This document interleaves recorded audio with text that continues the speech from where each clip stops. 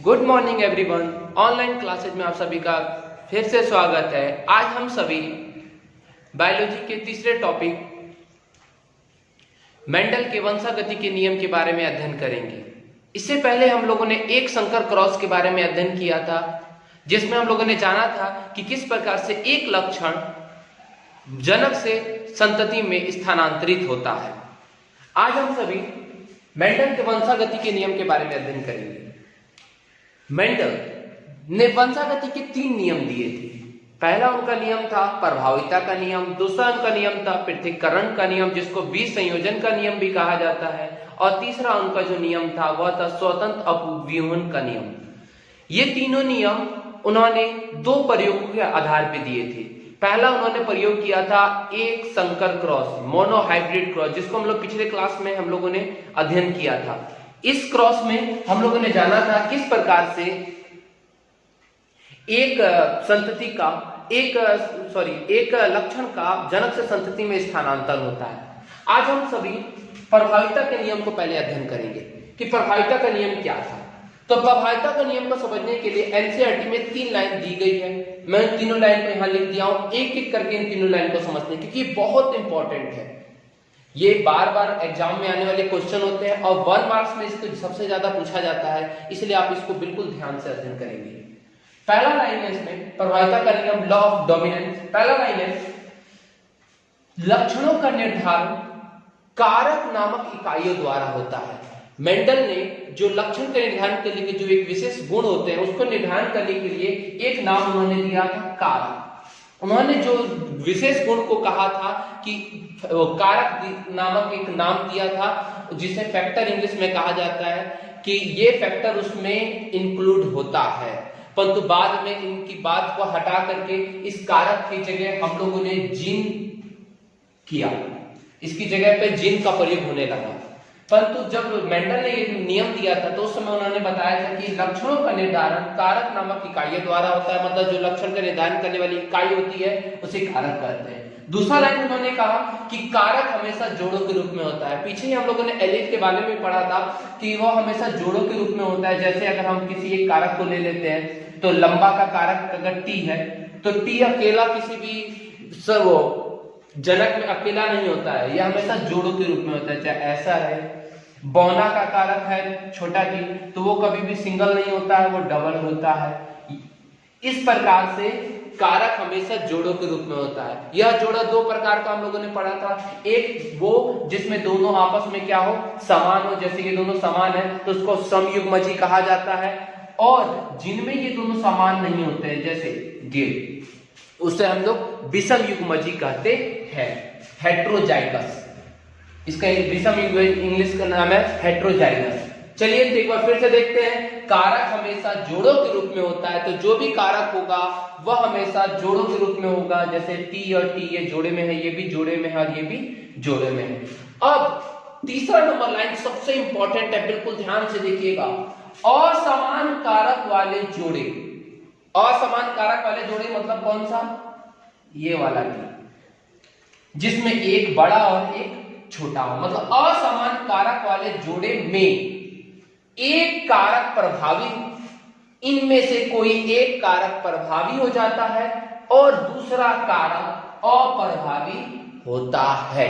इनमें से ये जो दोनों असमान है, इनमें से कोई एक कारक प्रभावी हो जाता है और दूसरा कारक अप्रभावी हो जाता है। इन्होंने यही बताया था, और इन तीनों लाइन के आधार पर हम प्रभाविता के नियम को कह सकते हैं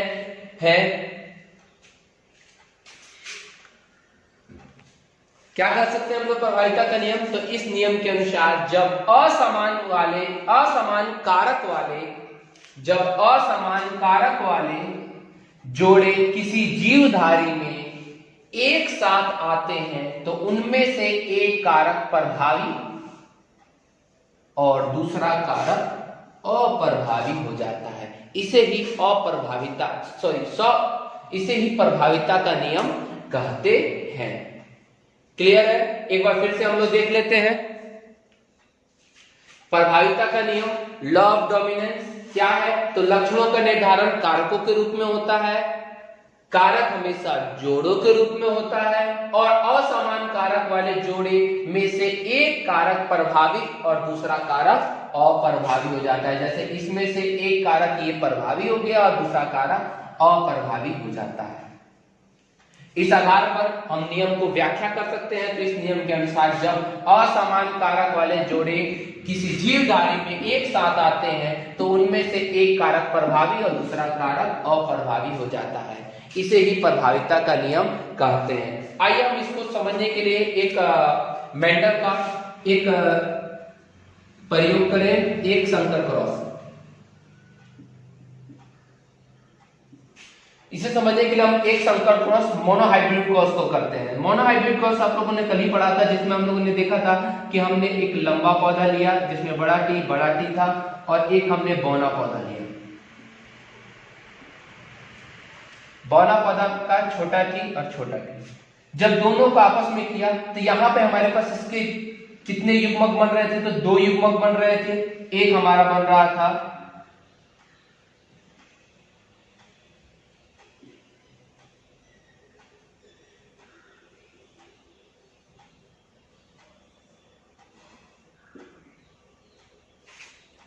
एक इससे बन रहा था हमारा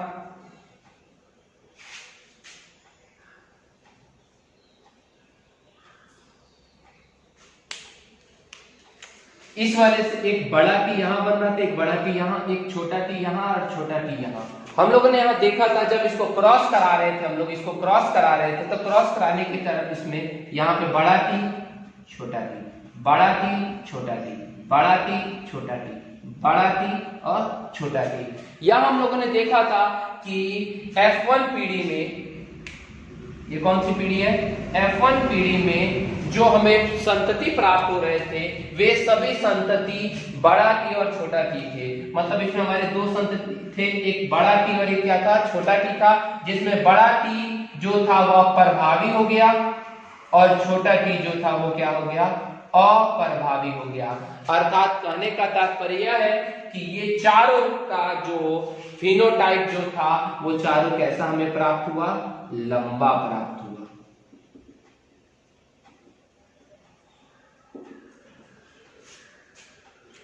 इस उदाहरण को हम लोग इस तरह से लिख सकते हैं कि मेंडल ने जब मटर के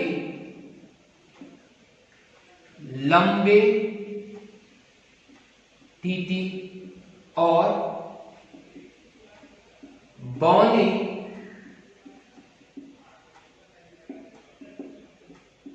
पौधे का संकरण किया तो F1 पीढ़ी में सभी संतति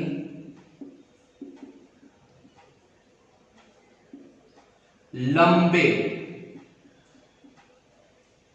प्राप्त हुए। सभी संतति कैसे प्राप्त हुए? लंबे प्राप्त हुए।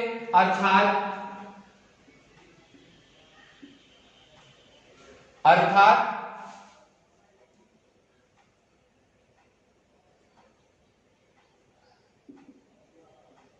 लंबा वाला लक्षण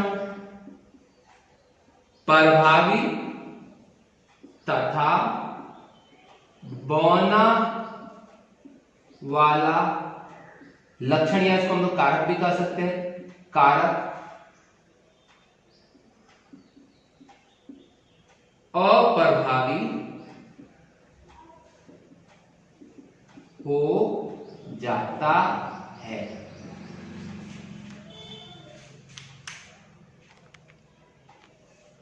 अर्थात हम उदाहरण में यह समझ सकते हैं कि जब मेंडल ने मटर के लंबे पौधे और बौने पौधे का संकरण किया तो उसके संकरण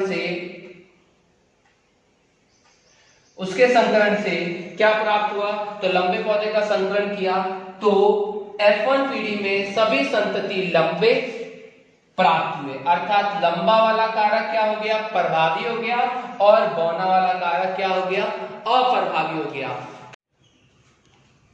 इसे ही प्रभाविता का नियम कहते हैं। एक बार हम दोबारा से देख लेते हैं प्रभाविता का नियम क्या है। तो प्रभाविता का नियम समझने के लिए हमें 3 बातें समझनी होगी। पहली बात ये, लक्षणों का निर्धारण जो करते हैं उन्हें कारक कहा जाता है। कारक हमेशा जोड़ों के रूप में होता है, और जिन कारक में असमान जोड़े होते हैं, मतलब कि असमान कारक वाले जोड़े में एक कारक प्रभावी हो जाता है और दूसरा कारक अप्रभावी हो जाता है। अब इन तीनों लाइन के आधार पे हम इस नियम को पूरी तरह से डिफाइन कर सकते हैं। तो ये नियम है क्या? अगर आपके पास 2 मार्क्स में क्वेश्चन आएगा तो आपको यही लिखना है, ओनली यही लिखना है। तो इस नियम के अनुसार जब असमान कारक वाले जोड़े किसी जीवधारी में एक साथ आते हैं तो उनमें से एक कारक प्रभावी और दूसरा कारक अप्रभावी हो जाता है। इसे ही प्रभाविता का नियम कहते हैं। अगर आप इतना ही केवल लिख देंगे तो आपको 2 नंबर मिल जाएंगे। इसमें प्रभाविता का नियम एग्जैक्ट है क्या, परंतु 1 मार्क्स के लिए आप लोग को बिल्कुल अच्छी तरह इसको देखना होगा। अब इसके उदाहरण को समझना होगा। इसका उदाहरण क्या है? तो मेंडल ने जो एक संकर क्रॉस किया था, मोनोहाइब्रिड क्रॉस, कल ही हम लोगों ने पढ़ा था, उसमें उन्होंने एक लंबा पौधा लिया था, एक बौना पौधा लिया था, दोनों को क्रॉस कराया था। तो F1 पीढ़ी में उन्हें क्या प्राप्त हुआ था? तो चारों के चारों लंबे प्राप्त हुए थे। इसी को हम लोग हिंदी में लिख देंगे। उदाहरण, मेंडल ने जब मटर के लंबे पौधे और बौने पौधे का संकरण किया, मतलब कि दोनों को हाइब्रिड किया, दोनों का क्रॉस कराया, तो F1 पीढ़ी में सभी संतति कैसे प्राप्त हुए? लंबे प्राप्त हुए, अर्थात लंबा वाला कारक प्रभावी हो गया और बौना वाला कारक अप्रभावी हो जाता है। इसे ही प्रभाविता का नियम कहते हैं।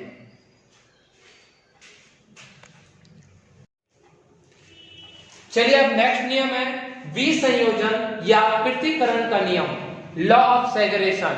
मेंडल का प्रथम नियम हमने पढ़ा था प्रभाविता का नियम, और दूसरा नियम है विसंयोजन या पृथक्करण का नियम।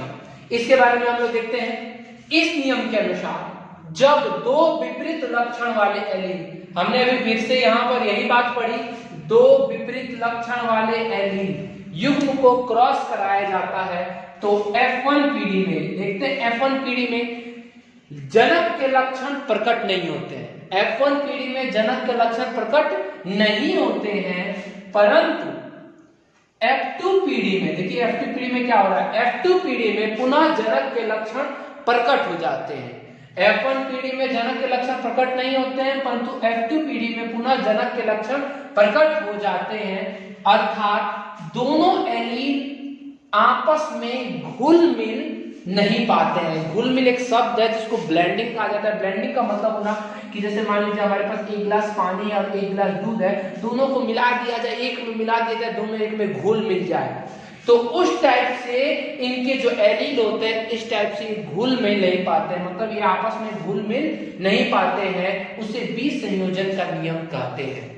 अर्थात फिर से हम लोग देखते हैं विसंयोजन का नियम के अनुसार जब 2 विपरीत लक्षण वाले एलील युग्म को क्रॉस कराया जाता है तो F1 पीढ़ी में जनक के लक्षण प्रकट नहीं होते हैं और F2 पीढ़ी में पुनः जनक का लक्षण प्रकट हो जाता है, अर्थात दोनों एलील आपस में घुल मिल नहीं पाते हैं, उसे विसंयोजन का नियम कहते हैं। इसको समझने के लिए हम पहले उदाहरण पे देखते हैं। उदाहरण देखिए, हमने उदाहरण वही लिया है जो हमने कल के वीडियो में पढ़ा था, एक संकर क्रॉस मोनोहाइब्रिड क्रॉस। उसमें हम लोगों ने क्या पढ़ा था कि मेंडल ने एक लंबा पौधा लिया और एक बौना पौधा लिया, दोनों का आपस में क्रॉस कराया और क्रॉस कराने के बाद उसे F1 पीढ़ी में क्या प्राप्त हुआ? तो F1 पीढ़ी में सभी पौधे लंबे प्राप्त हुए, परंतु उनका जीनोटाइप क्या था? बड़ा टी और छोटा टी, कैपिटल एंड स्मॉल दोनों टी था। इस वजह से ये दोनों में टी वाला प्रभावी हो गया था और ये वाला टी अप्रभावी हो गया था। तो हम लोगों ने ये पहले पढ़ा था कि F1 पीढ़ी में ये बनता है। अब आप एक बात ध्यान दीजिए, F1 पीढ़ी में हमारा ये बन रहा है, क्या ये चीज इन दोनों से मैच कर रहा है? नहीं मैच कर रहा है। इसका मतलब F1 पीढ़ी में जनक का लक्षण प्रकट नहीं होता है। जनक का लक्षण प्रकट हो रहा है? नहीं प्रकट होता है। परंतु जब F1 पीढ़ी का दोबारा क्रॉस करते हैं, चलिए क्रॉस करते हैं हम लोग दोबारा, यहाँ पे टी, ये टी, तो एक टी यहाँ और एक यहाँ, एक यहाँ और एक यहाँ। चलिए क्रॉस किया जाए तो बड़ा टी और बड़ा टी, तो ये बड़ा टी हो गया, बड़ा टी, यहाँ बड़ा टी छोटा टी, बड़ा टी छोटा टी, और यहाँ छोटा टी छोटा टी। हमने पहले ही कल ही पढ़ा था। तो यहाँ हम देखते हैं कि इस वाले लक्षण, इस वाले में ये कौन सी पीढ़ी है, F2 पीढ़ी में, F2 पीढ़ी में हमें क्या प्राप्त होता है, F2 पीढ़ी में दोनों बड़ा टी, फिर एक बड़ा एक छोटा टी वाला 2 और दोनों छोटा टी वाला 1 प्राप्त होता है। इस पीढ़ी में जनक के समान हमें प्राप्त हो रहा है, ये जनक के समान है, ये वाला पार्ट जनक के समान है और ये वाला पार्ट भी जनक के समान है। मतलब F2 पीढ़ी में पुनः जनक का लक्षण प्रकट हो जाता है। अर्थात जो हम लोगों के पास एलील था, 2 टाइप का एलील था, एक ये था और एक ये था, ये दोनों एलील आपस में घुल मिल नहीं पाए, घुल मिल नहीं पाए। पहली पीढ़ी में तो ये मिल गए, परंतु दूसरी पीढ़ी में फिर ये क्या हो गए, अलग अलग गुण प्रदर्शित करने लगे। इससे यह पता चलता है कि दोनों एलील आपस में घुल मिल नहीं पाते हैं। इसे ही विसंयोजन का नियम कहते हैं। फिर से एक बार देख लेते हैं। इस नियम के अनुसार जब 2 विपरीत लक्षण वाले एलील युग्म को क्रॉस कराया जाता है तो F1 पीढ़ी में जनक का लक्षण प्रकट नहीं होता है, परंतु F2 पीढ़ी में पुनः जनक का लक्षण प्रकट हो जाता है। अर्थात दोनों एलील आपस में घुल मिल नहीं पाते हैं। जब आपस में घुल मिल नहीं पाएंगे, इसका मतलब वो दोनों आपस से अलग हो जाते हैं, मतलब दोनों पृथक हो जाते हैं। इसी को हम लोग विसंयोजन या पृथकीकरण का नियम कहते हैं। उदाहरण आपके पास ये रहा, मेंडल द्वारा किया गया एक संकर क्रॉस। जब एक संकर क्रॉस में लंबा और बौना पौधा को क्रॉस कराया तो सभी F1 पीढ़ी में सभी लंबे पौधे प्राप्त हुए, परंतु इस लंबे पौधे का जो जीनोटाइप था इन दोनों से मैच नहीं करता है। परंतु जैसी F2 पीढ़ी में है, F2 पीढ़ी में जब दोबारा क्रॉस कराया गया तो F2 पीढ़ी में 2 जो थे उनका जो मिलने वाला था जीनोटाइप वह जनक के समान ही था। अर्थात ये दोनों का जो जीनोटाइप था उसमें जो एलील था वो दोनों एलील आपस में घुल मिल नहीं पाए, मिश्रित नहीं हो पाए। इसे ही विसंयोजन का नियम कहते हैं। इसी के साथ हमारा दोनों टॉपिक समाप्त होता है। अब नेक्स्ट जो है हमारा तीसरा नियम वो है स्वतंत्र अपव्यूहन का नियम। इसको हम लोग नेक्स्ट वीडियो में पढ़ेंगे। चलिए